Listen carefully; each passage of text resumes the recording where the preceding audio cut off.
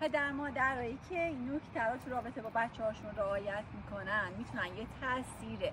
عمیق به یاد ماندنی توی شخصیت فرزندشون و عزت نفسش بذارن و اون این هست که حواسشون هست که جملاتی که نشان دهنده احساس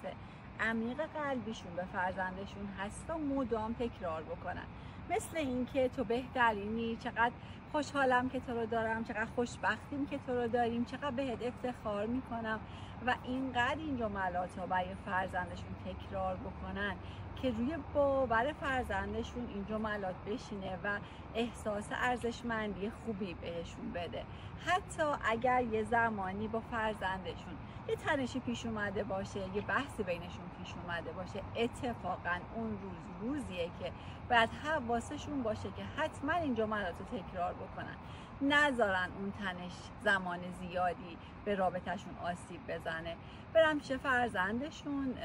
اون جملات رو بهش بگن، ارتباطشون رو باهاش برقرار بکنن و این حس رو بهش بدن که